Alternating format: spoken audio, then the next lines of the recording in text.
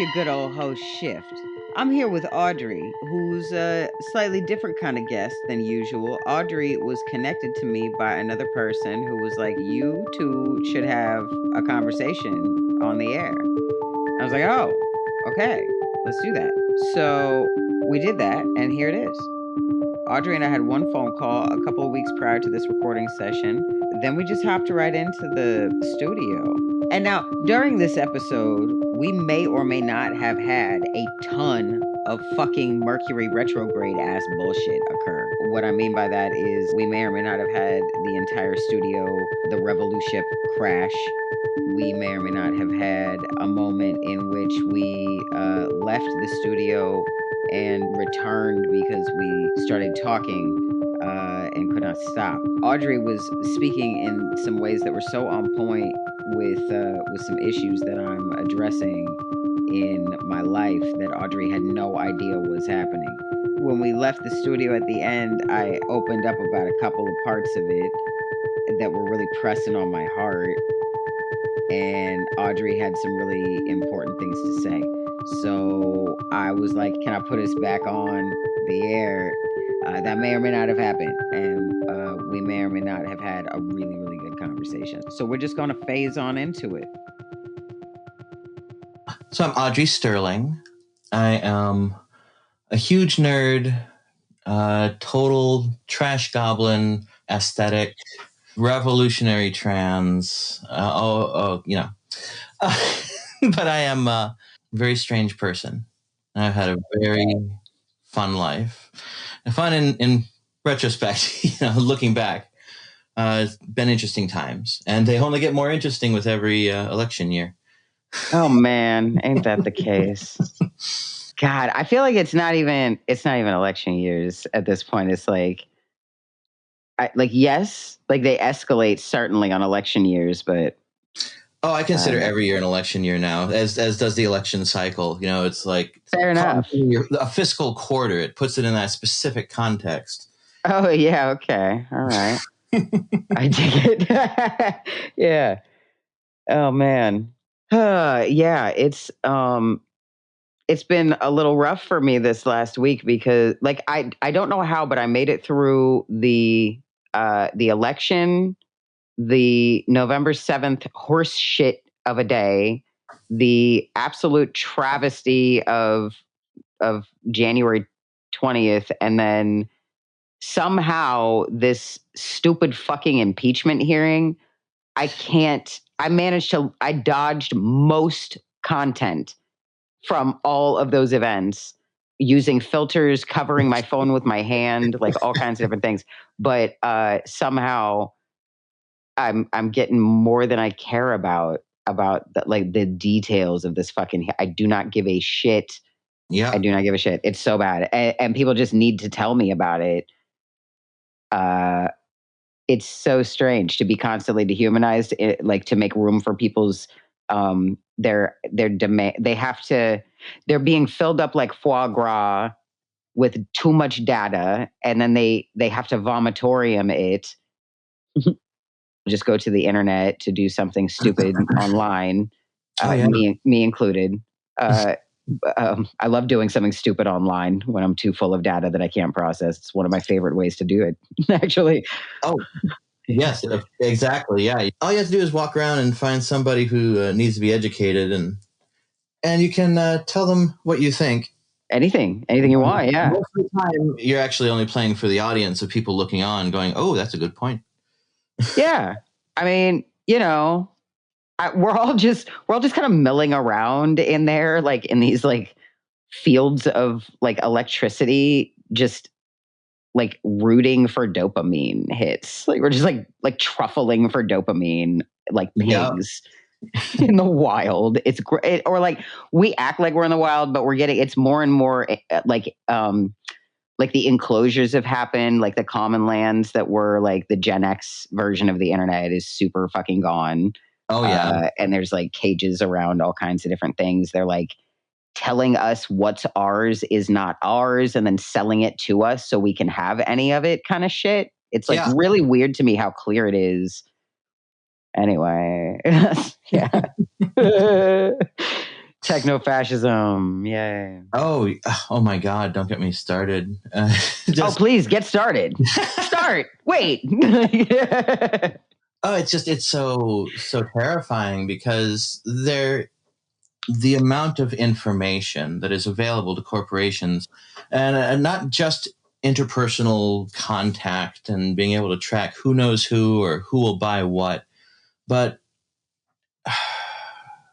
I feel like video games have become a massive way of examining actual human psyche and reactions. Oh, sure. It's just everything that humans interact with can be logged now. Like back in the Cold War, there was this notion that like, oh yes, the KGB are listening to everybody. And of course it was just obviously false. Certainly they did surveillance, but they couldn't listen to everybody because you don't simply have enough people to watch everybody with a telephone system. I think the idea was that they could be listening to anybody at any time, and they were doing it arbitrarily. Yeah. So people, because I remember feeling that vibe when I was young, even before my computer was attached to internet. Like before internet was really even available with computers, I had this awareness of like, there's like a microphone in this thing sometimes. Like, I don't know all the time which computers have a microphone and which don't. And like, I read a lot of sci-fi spec fic for kids. So sometimes the computers were like animus or controlled by like a ghost or something, so the concept of like an entity being able to access the data in the computer and do something with it was just spookily in my mind. Yeah, I've noticed with some, that sense of techno concern, that the design of, say, computers, for example, has become more and more inscrutable to the user. My first computer had a great big toggle switch that would make a loud snapping noise whenever you pushed it. And you definitely knew when it was on or off. Yeah, they'd heat up and make noise too. The design has drawn us away from that certitude that I know what this device is doing. Yeah, they had like a heat and a vibration to them too, because they were loud and cumbersome in the mechanics. Like it's almost like the technologies, like transhumanism is sort of just melding casually into us. Like my device is not inside my body, but I really do feel like my devices are part of my body. I had an issue yesterday. I pissed off a guest. I mean, I don't want to make assumptions about how I made her feel, but like, we had an appointment booked, we had a session booked, and then she hit me up and was like, I won't be available. And I was like, oh, okay. And I didn't change it in my calendar. And then when the next day came, hold on one second, excuse me. I don't know what happened. So the notification came up in my calendar day of, and since I did not remove it, my whole brain forgot entirely that we had even talked about anything at all. And so I just instantly texted her, like, are we still on for today? And we weren't. We weren't. Yeah, I think the way she texted me back, the way she responded, I was pretty sure she had to like set a box down or something to respond to my text. Like it was like an irritating moment to have been forgotten. But yeah, my devices seem to be more and more one with my brain, more and more one with my nervous system. Absolutely. They don't have to be, physically connected to us because we develop the intellectual prostheses that allow us to connect to the internet. The modes of thinking and being able to enjoy anonymity or lack thereof. There's a whole other mode of thought necessary for the kind of contact with information that we have these days. And it's, one might see it as evolutionary, that we grow with our technology and our society changes and so on. But it also kind of feels like being, a calf being fattened up. That, yeah. Eventually we won't need the matrix plugs because we'll just look at our little nightmare rectangle and do what the matrix says. Oh my God. I don't even. Shit. Okay. Facebook has admitted to running psyops on its user base. Yeah. That was really frustrating for me because they started admitting that, enacted psyops on me, particularly in a real specific fashion I'm not going to get into right now, but it involved me getting like alienated from Facebook, while they were simultaneously announcing that they do not alienate people from Facebook of course, for the reasons they were alienating me from Facebook. Did you get the what was it? They said that they thought I was a bot because I was. So here's the thing. How can they think I might be a bot when at the same time, at least twice a week, if not twice a day on some weeks, I was getting sent those, someone's concerned about you. Here's a bunch of phone numbers to anonymous strangers that will talk to you about whatever, generically. So yeah, somehow, and all, I've been a user for some years. Like my family was all attached to me. Like I'm pretty sure if their technology thinks I might be a bot, it's not worth shit. Yeah. So yeah, that was the thing. And they were making announcements that they weren't going to. They what they did is they demanded that I send them an ID. But 2 weeks prior to that, they had made a big announcement that they weren't going to be asking people for IDs anymore because it was a safety concern for users, different people, that is none of their business. Any of that. They need to be, if they're going to be social media, they're going to be social media. And I mean, it was a strategic, they don't have to be anything. They could have chosen right then and there to represent themselves as an oppressive institution that disallows sex workers and domestic violence, people that are like fleeing any type of whatever situation, or just you have a goddamn nickname and you never use your legal name like ever anywhere except for on legal paperwork. And in those moments, people know that they're dealing with that. And then you go back to the rest of your life with your nickname kind of thing like that. It doesn't make any sense why they suddenly started talking about defining what people's real names are and wanting that kind of information. I just never understood it. But they were already on my list of like, I don't trust yous. And there was no, let me tell you, the amount of nope I was about when I got that fucking memo. Like, you want me to give you what? Like, they didn't have my credit card. They didn't have any of my debit info or phone number, none of that. They might have had my phone number, but they didn't have my banking info. I wasn't doing transactions through Facebook.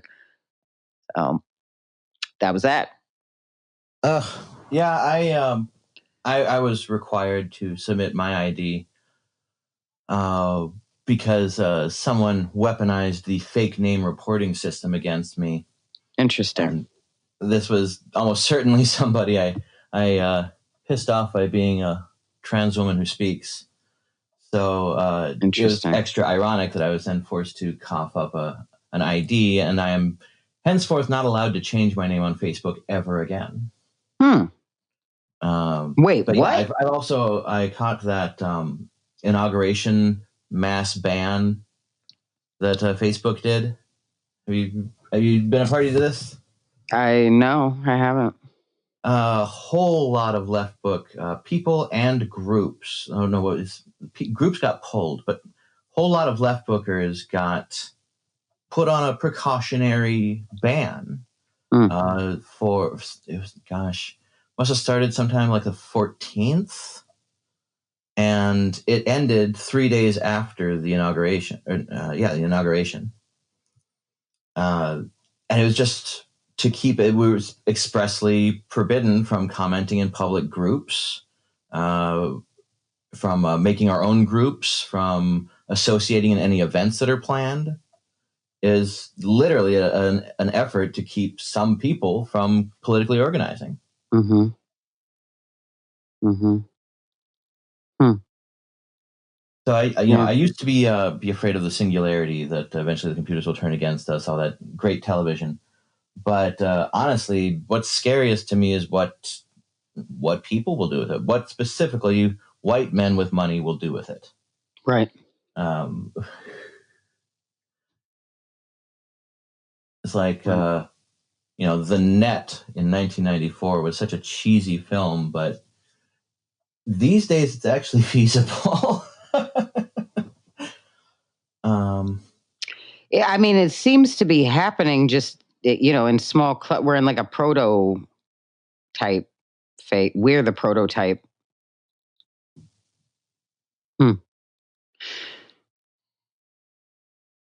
I don't know. I mean, some of it's like it's like I wonder how much of it. I wonder how much of it is like permanent and how much of it is like warning us for how bad it could be if it continues in the direction that it continues in. Because it's like things are constantly kind of moving and surging and flowing energetically in all kinds of ways. And like, I don't know, like Icarus is a thing. Like they are the same like rules of life limits apply to these people as they always did. Like nothing about myth and parable changed because we're in the future. Right. Yeah. I get okay. So I mean, you had just been talking about left Facebook, left book. That's what you call yourselves there. Yeah, that's the general name for it. I hate Facebook. left Twitter or Twitter left is like it just tastes better to say. I just hate Facebook. I think. Oh yeah. I desperately need to break into Twitter. I just have this sort of old lady thing. You know, join us. Google gobble. One of us. It's great over there. I'm on horny Twitter and I'm on left Twitter, and it's really great. Actually, I'm trying to negotiate right now. There's somebody that has, kind of, it's like a risque video business that he's doing, and I'm considering, a sponsorship arrangement. I'm like, I'm fishing around for products and partnerships and all that anyway. So I was like, I think I like you. What's your deal with these things? Because individual artists are a type of business that we work with, and so I just kind of assumed that same principle would apply in this medium, I suppose. Yeah, it's a lot of fun over there. People will just post like, "I'm sad. Can you show me your butts?" And then I'll be like, "Oh my goodness!" It's a whole thread of like just beautiful butts. Like, yeah, good times. And it's pretty fun and funny. There's a lot of communication happening there. I just had a real odd like a drama, like a conflict. Like somebody posted something that was accidentally defaming me. Like. Yeah. I'll give them that it was accidental. We've worked it out at this point, but it was like a whole experience with multiple people coming into the situation, and it has resolved partially. We're moving towards resolution at this point. I'm no longer being defamed. We'll say that much. Well, good. Yep. But yeah, Twitter's exciting. That's what I'll say. Facebook seems really boring and conflict driven. There can be conflict on Twitter, but Twitter wraps it up really fast. Or they galvanize. There's been like, I don't know, we had to deal with weird shit. What did I see? I mean, I say we like I'm a part of it. I'm just watching for the most part. But there was like Nazi simping was a thing after the Capitol. They were calling it Nazi simping with the horny goat fur dude. Yeah. So left Twitter was suddenly having like white women with like socialist up in their profile talking about just fucking vile shit. And then everybody else had to be like, hard nope. Like you're not even allowed in the feed anymore. So yeah, you really get to see like whose bullshit is what on social media for sure. I like that. I like that Twitter is communication driven. Like it's not narcissism driven. Oh yes, absolutely. Does that make sense? It is narcissism. Everything's narcissism driven, but Facebook is inherently narcissism driven. It's all about it's vampirism, 100%.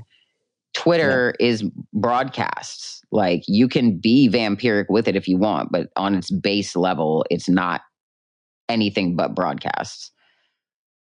Right. Yeah, I'm slow to change. I understand. I am inviting.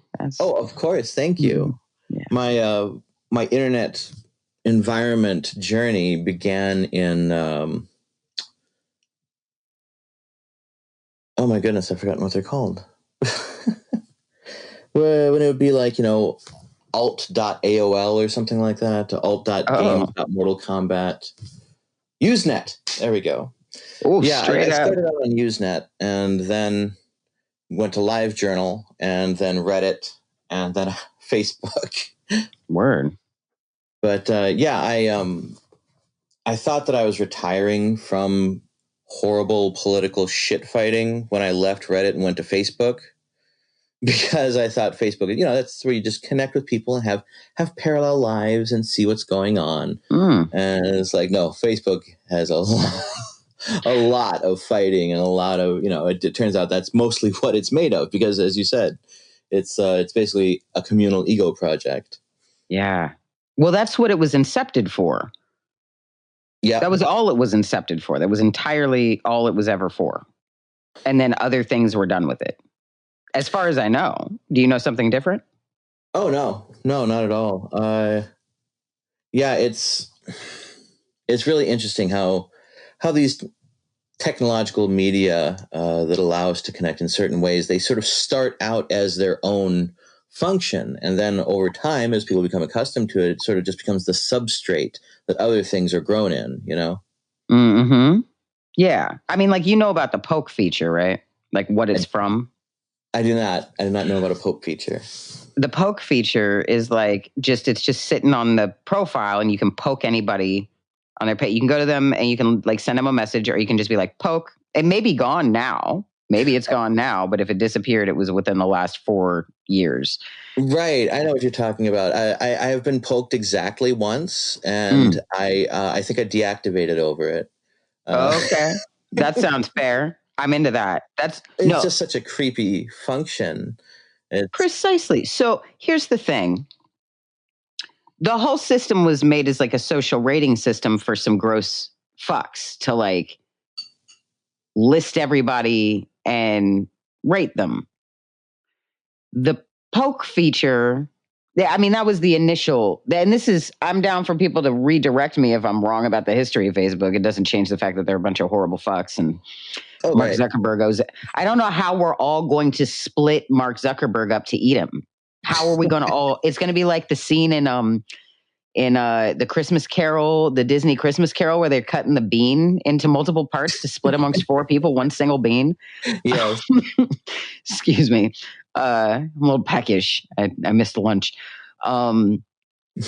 Anyway, so the system was made for these dudes to just kind of like fuck around with what they thought of like females at the school. And eventually it became a system for like tracking friends and rating friends. And it was it's all based on they have no real. I mean, I imagine like anybody else, people approach them and start getting to know them. And for some reason, they had enough issues in their lives that this is what they ended up doing with society. This is how they handled society. They wanted to rate the people around them in their immediate environment and collect them is the deal. So the poke feature really is on face value exactly what it would sound like for a bunch of creepy dudes to be building this system. And there were a lot of things they changed when they escalated this to being like a larger group and then a larger group and a larger group and then the fucking globe. But they never took that feature out because they're a bunch of fucking greasy fucks and always fucking will be. And everybody that works for Facebook also is by proxy. So, and everybody who ever has worked for Facebook is also that way by proxy, even if they quit in shame. I'm tired of everybody giving grace to like, well, how did I not, I didn't know any better. And like, I mean, like, how is that supposed to help anybody not make that choice in the future? You know what I mean? Like, how is that ever supposed to help us grow as a people to not just all in about what happened there? I don't know. Absolutely. I mean, accountability is the key to growth. Yeah. Yeah. Things like I was just following orders, or how could I have known where it would go, that sort of thing. It's all just a dodge of unaccountability. And it's very much just the purview of privilege. And the lack of accountability is a fundamental feature of privileged systems. The most valent system of privilege being whiteness, for example. White people don't have to understand white supremacy. In fact, it's in white people's interest to not understand a thing about it and ideally never speak about it. Mm. And I mean, okay. And then what about, though, people who do speak about it and it's in their best interest to really learn the fuck out of the rhetoric of being anti-racist and still not understand white supremacy? And really, on this show, we just realized this a couple days ago, is being introduced to the world right now. Welcome. White cowardice is the new white supremacy. Oh, really? Fantastic. Yes. That maps perfectly. Cool. Yeah, because white cowardice is flight from the truth, from reality. So for a white person to say, how could I have known, or I didn't understand, the choice was still made not to understand. Mm-hmm. There's there's an episode of Doctor Who. I won't get too deep into it, but the premise is that an entire society is powered by the suffering of others, but none of them know it because by law, when they're informed, they're then given the option to either remember this horrible truth or erase it. And everyone chooses to erase it. Because what good could it do to know that terrible thing? And having the privilege of not having to recognize what is happening, not having to have historical knowledge of patterns that one is currently seeing, getting to be so ignorant that you have no idea that there are genocides still going on within the borders of this country.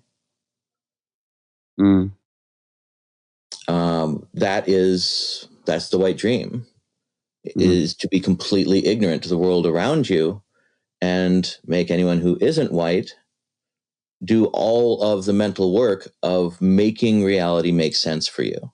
Yo.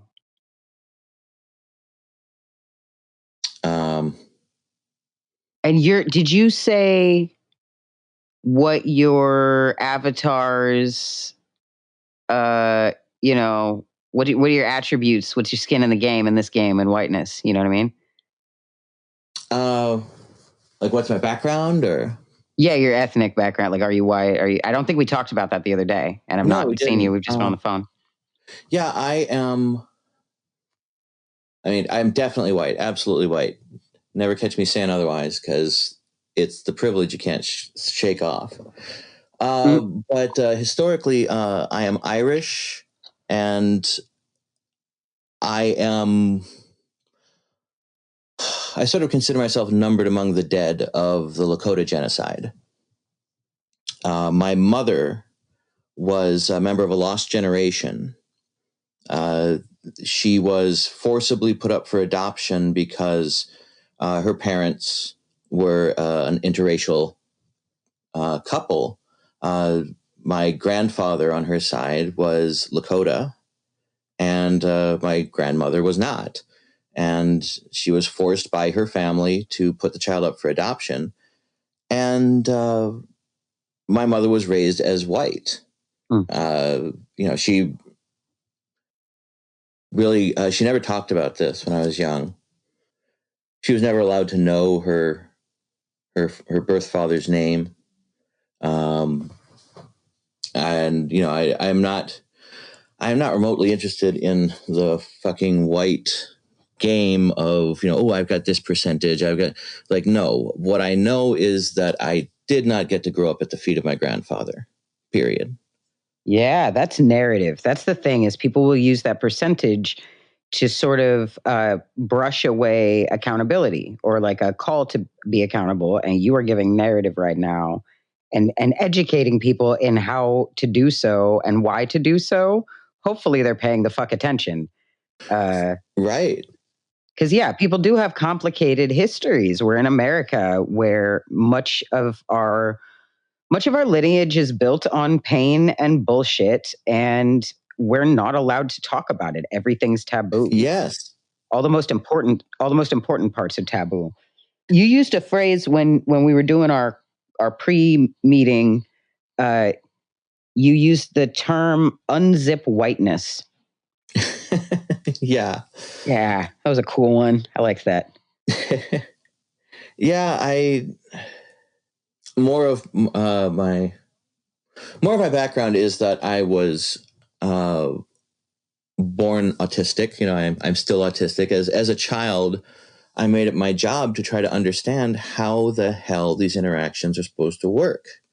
I consider myself like a Martian anthropologist, and you know, I spent years getting down the fine notes of when a handshake is appropriate, what exactly a wink actually means, that kind of thing. And so I grew up with this hunger for seeing what the social fabric is made of. And when I found out that I had only been studying whiteness, how to better perform whiteness, I realized I had a much bigger job ahead of me. And it's not enough to simply learn how to navigate it so that you can subsist. For me, anyway, for my values, I have to figure out how you take this big monster whose belly we're trapped in and fucking kill the thing. Mm-hmm. And I think a really important part of that is, as you were saying, showing people who think that they are exempt from the atrocities of this culture, that they aren't possibly victims, that we're all touched by this. And if you can't, for whatever reason, fight white supremacy because it's the right thing, at least what if you thought about doing right by yourself? Because white souls are poisoned. And the only way we're supposed to metabolize it is to turn it into more poison. And my mother, for example, never thought about her heritage. She simply knew that she was adopted. But then when I started digging into some irregularities with her birth certificate and the circumstances in which it was changed, I found that she was literally stolen to be raised as white. And successfully so. She had no idea that this had impacted her. Mm-hmm. And now that she knows, she has a much greater awareness of how this isn't just mean people being shitty to people who don't deserve it. It's a system that takes from all of us, and we need to start. It's a system that takes from all of us, and in order to actually address it, you have to understand exactly how you're connected to it and what it's taking from you.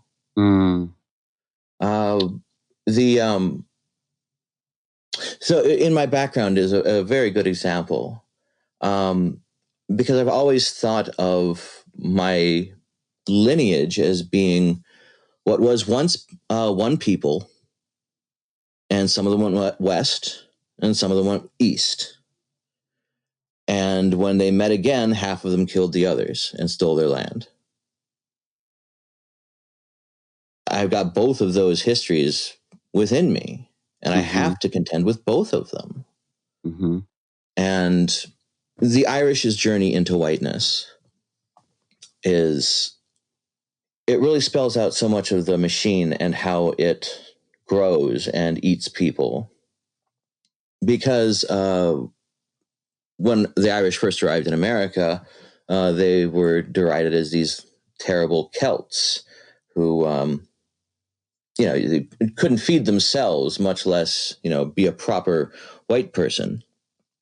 And the Irish ultimately bought our way into white supremacy by volunteering to be the military arm of urban white supremacy. The New York Police Department was the metabolizing process that turned Irish people into white people. And in the course of this, things like American individualism, which is whiteness, and the imperative to form your own nuclear family and basically leave your family behind, all of these, which are now treated as just standard in white culture. This is how it works.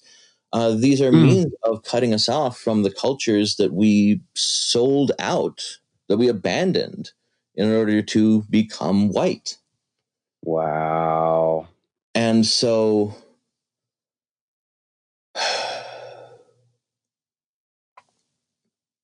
basically there came a point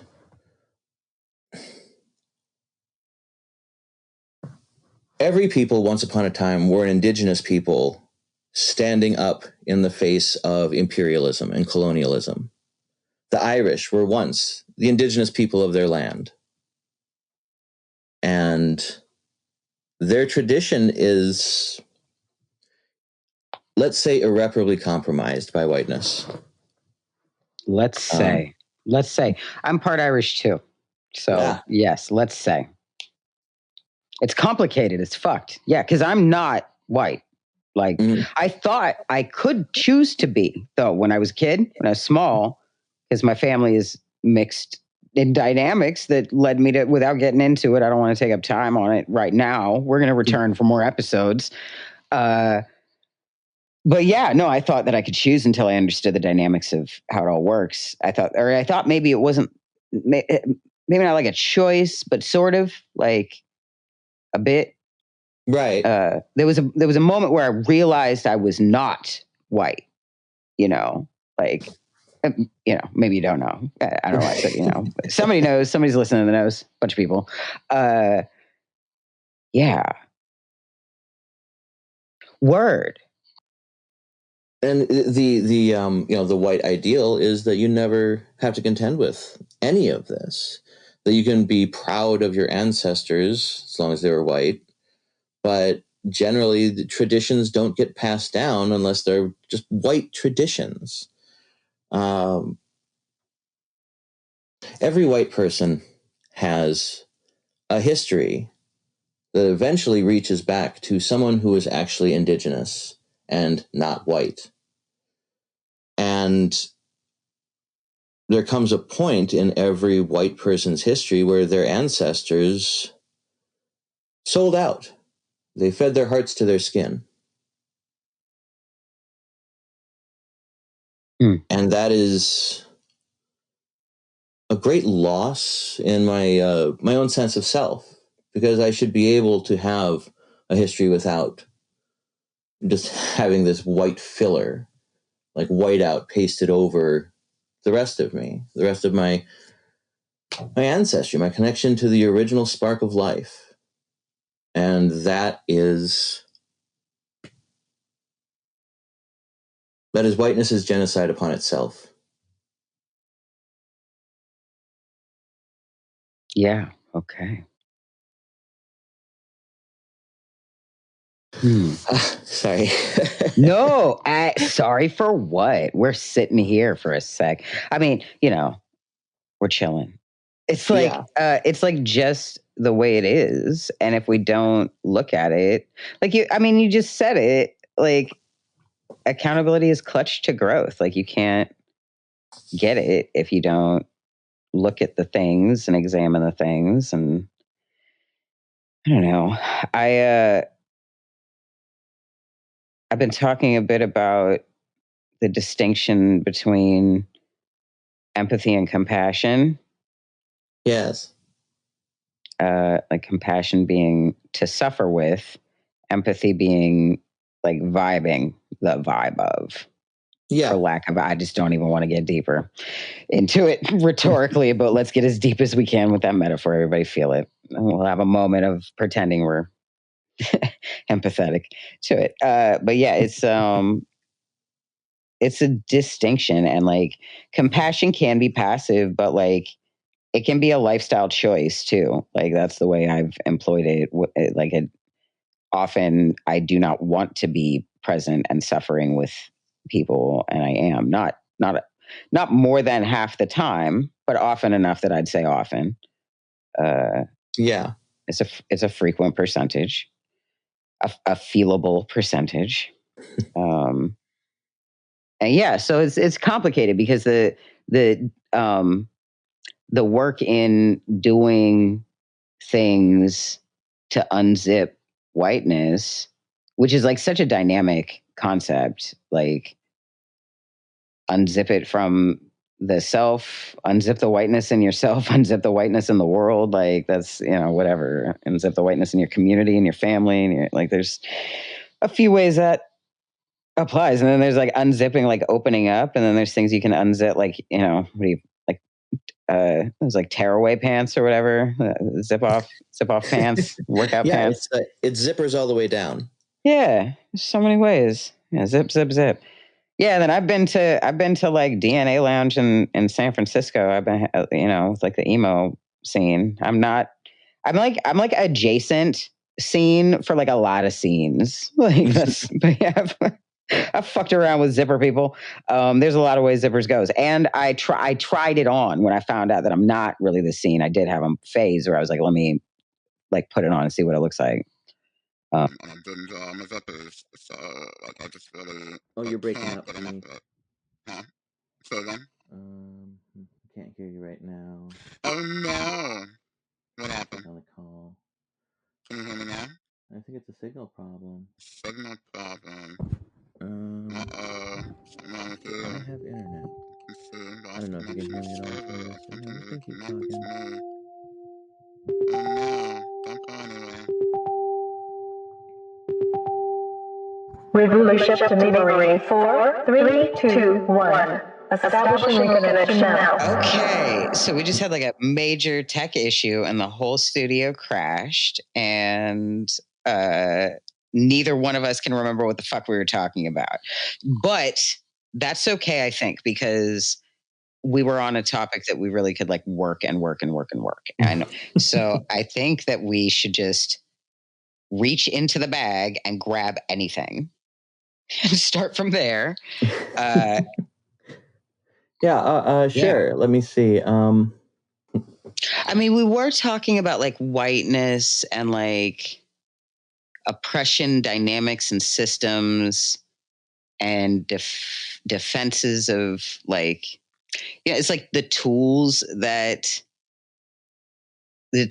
are required to maintain the systems, Right.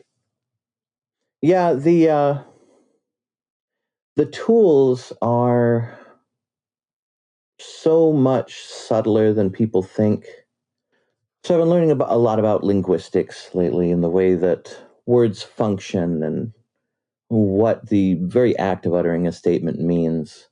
And there's this old racist canard that the indigenous people of northern Canada have over 500 words for snow.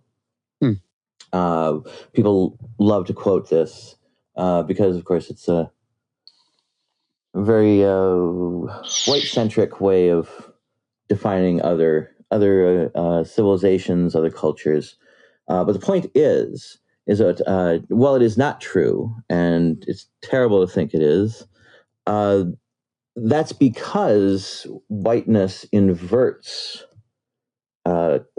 it's projection. Whiteness inverts its own sins and projects them onto others. So this notion that a people would have 500 words for snow just because there's a lot of it around them, it's an oppressive joke that snow is the be-all and end-all of these people's culture, because that's all white people care to see when they look in that direction. The superficial environmental container that the culture lives in, like they don't even think about the individuals or anything, right? Precisely. When in point of fact, fish tend not to need words for water. But the point, though, is that we do the exact same thing that we accuse them of doing as a means of obfuscating the mechanisms of power. So what I have made of that old chestnut is the actual observation. Did you know that capitalists have over 500 words for money?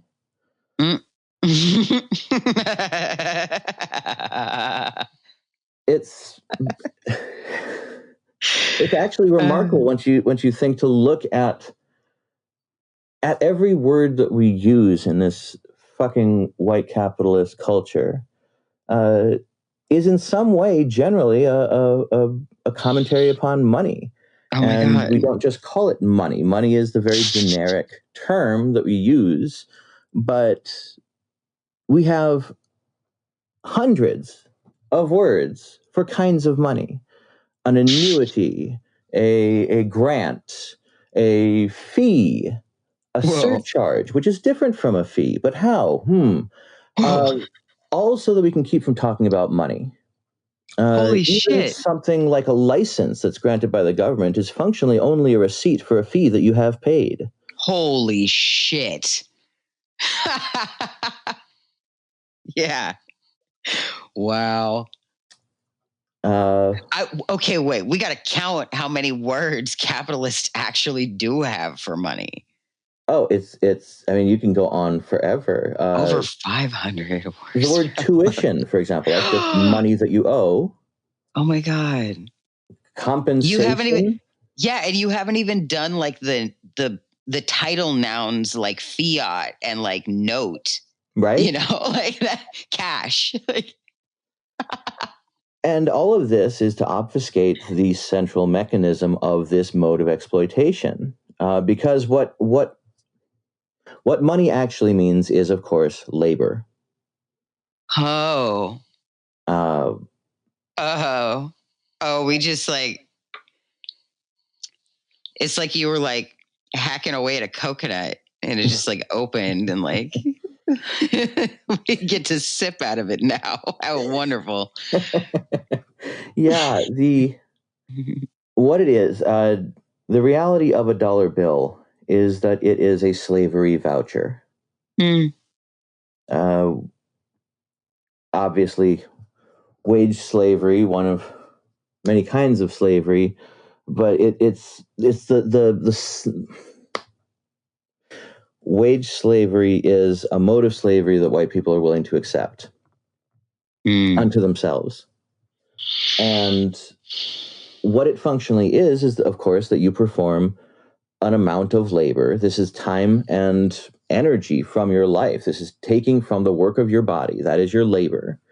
And it gets converted into these convenient little slips that chop up the value of your life as given and turn them into little slavery vouchers.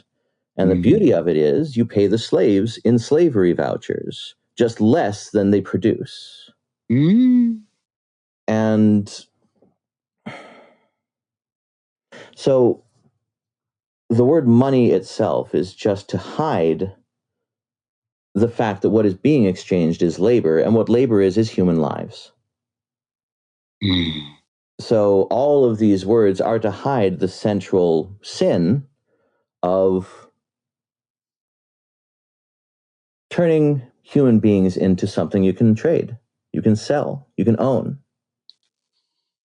And if you think of every dollar bill as a slice of someone's soul, the evil of someone like Elon Musk is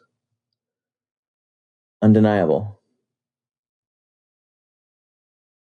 And that's why we have so many cute ways of contextualizing the exchange of human lives with handy words that keep them as far as possible from the concept even of money.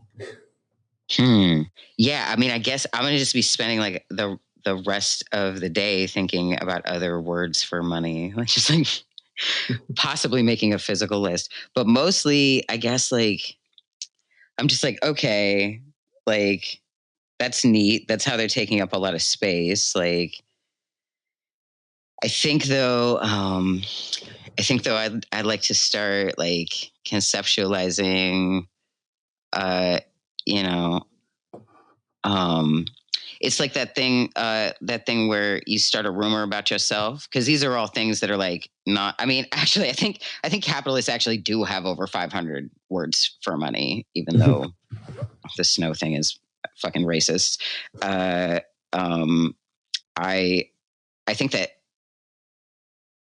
think that genuine anarchists and revolutionaries, as I've previously, but I have a whole thing with the word anarchy.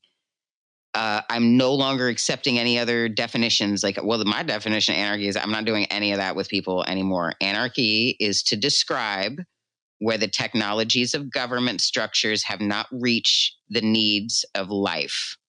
Period. I won't fuck around with like, well, during this period in history, this group of people used the name. And in my heart, after I watched SLC Punk and Fight Club, I felt like I wanted to. And then when I put on these clothes with these patches, I feel I can't do it. Everybody can do that with themselves. But for all intents and purposes with me, to ground everybody, because I feel like everybody's different individual things. Does that not resonate with it? Where it's like the technology of government hasn't reached what we need to do, whether that's fight or feed or, right?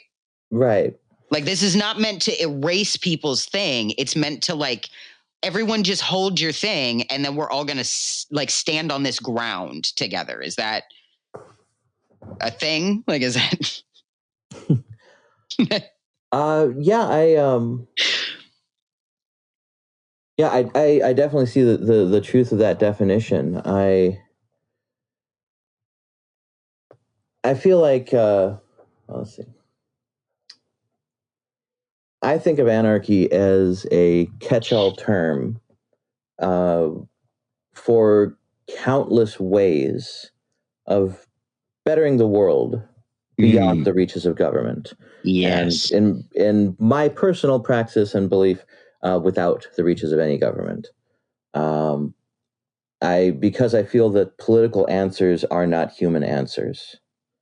I think that simply having a new monetary or lack of monetary system in communism and having the right government running things as an authoritarian communist vanguard concept, both of these simply address matters of logistics.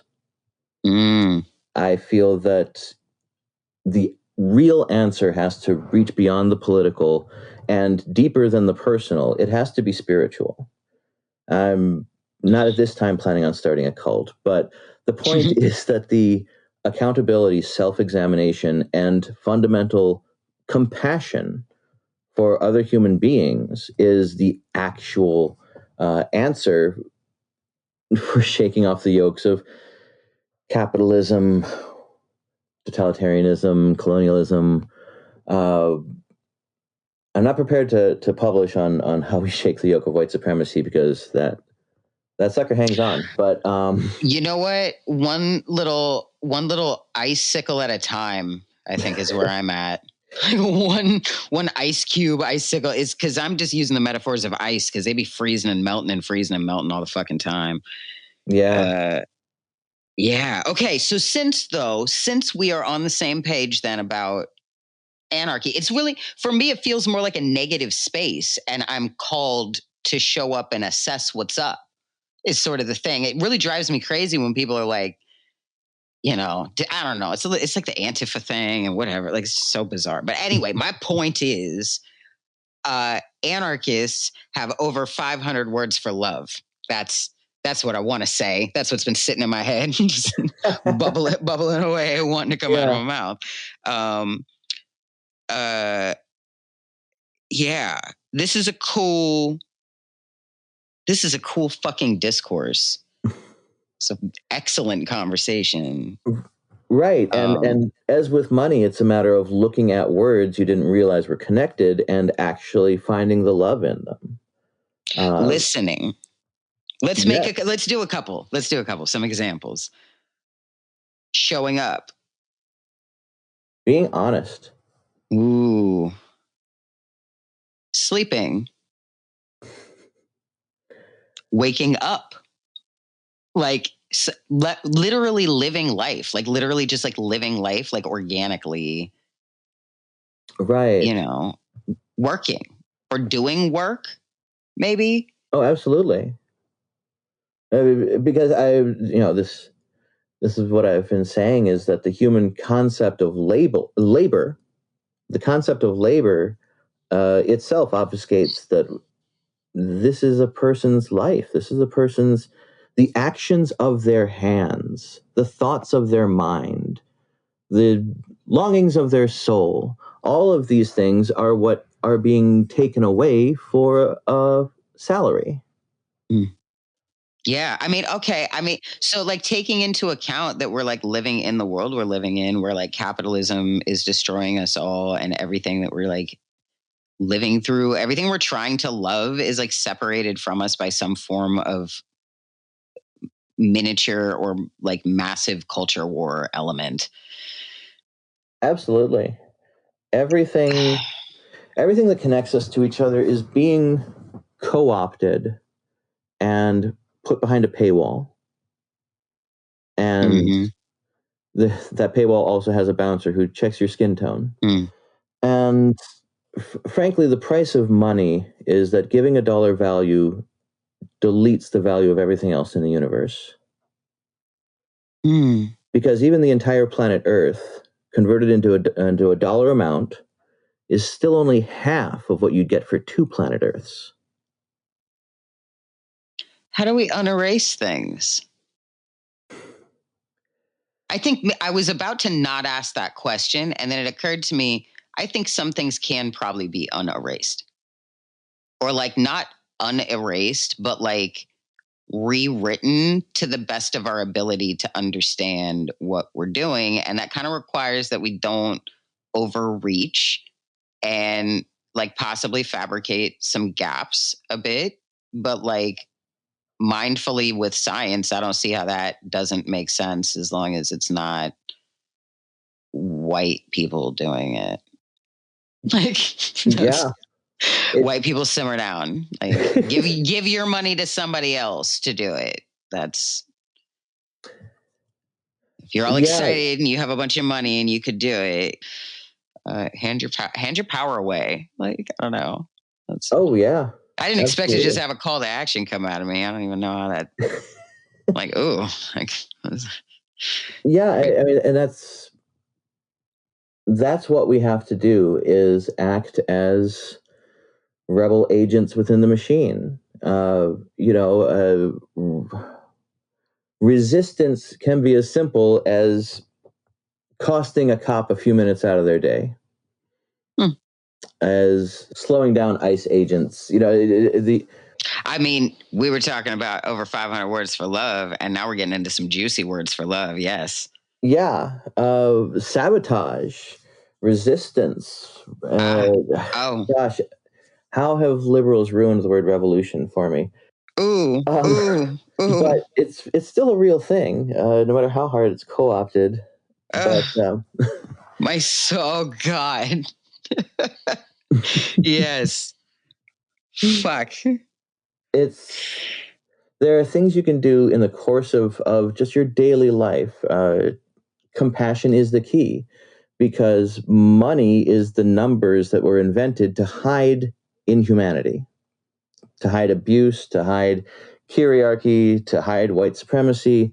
All of these things that don't add up if it's literally just a face-to-face, I do this, you do that, handshake deal, that it has to be abstracted into money, then the truth of that exchange is being hidden in the numbers. To haggle for a better price is to literally haggle against the other person's interest. Because it's a zero-sum game. Money makes it a zero-sum game. There are only so many dollars on the planet. And anything you can do to interrupt the system. Those are all words for love right there. Shit. Cool. Thank you. Oh. I just love that my life is so full of wonderful conversations these days like this. Thank you so much. That was all beautiful. Absolutely. When I was a child in the government indoctrination history class of public school, I read about the salons of Paris and how people who had big ideas would just come and share their big ideas. And I always thought, wow, I'd love to live in a time when you could have that. And here we are. Welcome. Mumble years later. Welcome. It's fabulous in here. It's incredible.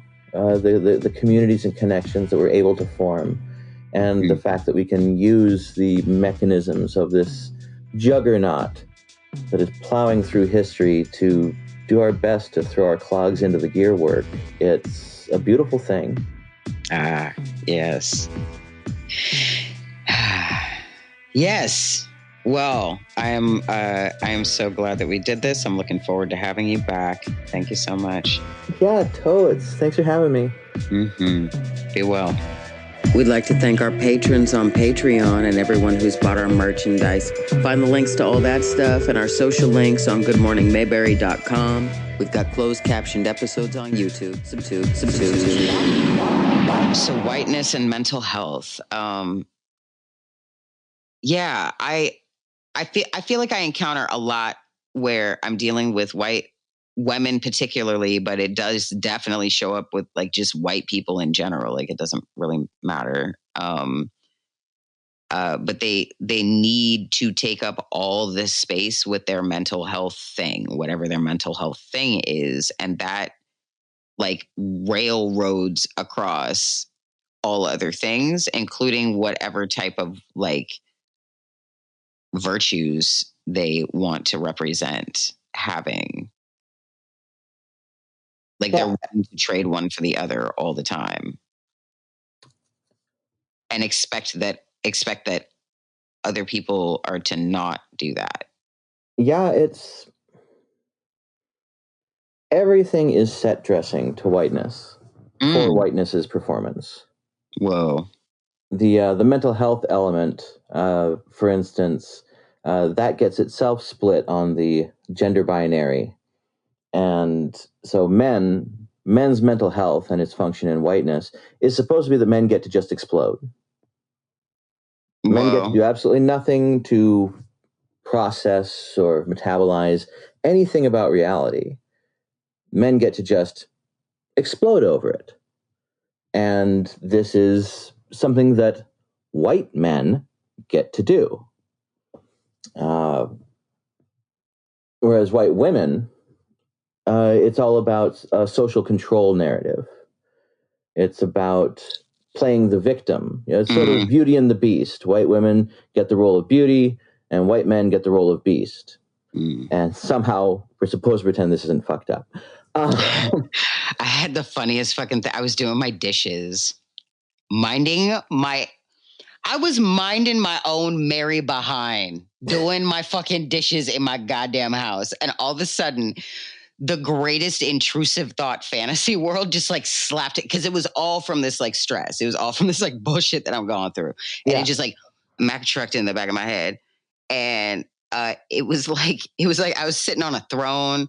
I was the character. I don't think it was me. Maybe it was me. It could be me. It doesn't matter. But I'm sitting there and I'm like, the tears of white women are no currency in this court. Right. You have no power here. Yeah, I think I'm going to write a fantasy world around it. Fanfic me. Somebody send me like art with that. Just send me a comic of me on a throne saying that shit. Shit. Yeah. Yeah. But I mean, the tears of a white woman are actually worth a lot. They're like they have a ton of fucking, not to me, but like about me. Like it constantly is like, oh no, the white woman, someone's going to come for my head. Oh God. Oh yes, absolutely. Yeah, it's weird too because they have no idea how fucking terrifying it is. I've tried to talk to a few of them about it. I really thought they could be reasoned with. I don't know. I'm fucking precious. So it's a circular relationship between ableism and whiteness, and anytime someone is wielding their disabled status in a manner which benefits them personally but harms all disabled people, the word that I've come up for that is crutch fuckery. For example, when someone is autistic and says, well, I can't help that I say insensitive and racist things because I'm autistic, that's crutch fuckery. That is taking the actual circumstances of living as an autistic person and selling everyone else out, every other autistic person out, so that you can claim that autistic people are just assholes. Now, obviously, people are going to have differences in empathy and comprehension of other people's states, but it's not an excuse. That's actually the function of what they have to deal with. And the thing that keeps it from being an excuse is, are you actually engaging with it, or are you just using it as a get out of responsibility free card? And so I think that white women engage in a lot of crutch fuckery. I think white women are just as crazy as their therapists say, and more so. But they don't want to actually delve into their crazy, because I myself am quite mad. I have a strong sense of mad pride. I am proud for my many neurodivergences, and society does not make room for neurodivergences. What it makes room for is privileged people with neurodivergences. Ain't that a fact? Ain't that a fact? And people. I just want to point out, because I'm on one about marital unions a bit being a way to afford a bit of privilege. It's a leverage because coupling is power. People in groups are powerful, and that's a legal, it's like in the institutions of statism. I just, as a person who is very much not married and probably not ever going to be, I notice it a lot, and how it, like, when it's an option, marital union will echo chamber, build a ton of momentum around its narrative, and then come for a motherfucker. Yeah, it's what it is that, of course, being disabled is debilitated by society. Accessibility is for everyone, and it is literally what determines whether someone is considered disabled. People who wear eyeglasses aren't considered disabled because eyeglasses are freely available in this culture. So really, disability is simply where society has chosen to stop caring about your being able to participate in society. Ooh. Heavens. And if you are, say, a poor black woman, that is the state of affair. That's what you're up against, is just that you're disabled. You can't do shit. Fuck you. But if you're a rich white woman, when it comes to mental health, white women simply wield the structures of white privilege down to the way conversations are supposed to work in polite society, massive air quotes, and will use whiteness as a trump card in matters of disability, and disability as a trump card in matters of whiteness.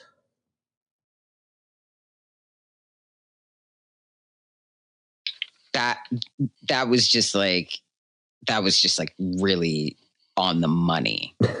Thanks. Yeah. No, thank you. And it is such a white mechanism that rewards capability in navigating white mechanisms to such an extent that it is now fashionable, if you are a rich white woman, to be diagnosed with this one as opposed to that one. I recently heard someone say, I'm not a narcissist. I would never identify as a narcissist. They're terrible. But I do have BPD. That's one of the good ones. What? Oh, yeah. White women just shop for these afflictions because white womanhood is victimhood. Infuriating. Absolutely. Infuriating.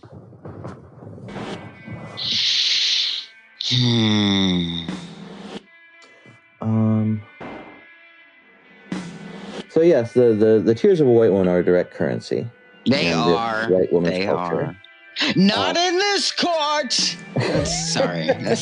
Right? I'm sorry. We don't accept those here. You'll have to carry that across the street. Go cry into the ATM machine. That's right. You can wash dishes in the back. We do accept barter, but the tears of a white woman are no currency in this court. Acts of service. Words for love. Anarchists have lots of words for love, lots of options. Ignoring people, silencing people, marginalizing people are not on the list, though. So. Yep. Yeah. I think that's a good place to actually wrap. Okay. All right. Thank you so much. We'd like to thank our patrons on Patreon and everyone who's bought our merchandise on TeePublic. Find the links to all that stuff and our social links on goodmorningmayberry.com. We've got closed captioned episodes on YouTube. Subscribe, listen, and rate us on all the podcast spots. If you're wondering who we are, we is me and my demons. And you can join the Legion by following our Tumblr, Twitter, or Instagram, jumping on the Patreon, or just buying one of our shirts and wearing that around, drinking the tears of whoever you like the least out of one of our mugs. And coming back and checking out the next episode. I'm Shift. And always remember to never forget. The real answer has to reach beyond the political and deeper than the personal. It has to be spiritual. I'm not at this time planning on starting a cult, but the point is that the accountability, self-examination, and fundamental compassion for other human beings is the actual answer for shaking off the yokes of capitalism, totalitarianism, colonialism. I'm not prepared to publish on how we shake the yoke of white supremacy because that sucker hangs on. But you know what? One little icicle at a time. I'm just using the metaphors of ice because they be freezing and melting all the fucking time. Yeah. Yeah. Okay. So since we are on the same page then about anarchy, it's really, for me, it feels more like a negative space, and I'm called to show up and assess what's up is sort of the thing. It really drives me crazy when people are like, you know, I don't know. It's like the Antifa thing and whatever. Like, it's so bizarre. But anyway, my point is, anarchists have over 500 words for love. That's what I want to say. That's what's been sitting in my head, just bubbling away, wanting to come out of my mouth. Yeah, this is a cool fucking discourse. It's an excellent conversation. Right. And as with money, it's a matter of looking at words you didn't realize were connected and actually finding the love in them. Listening. Let's do a couple. Some examples. Showing up.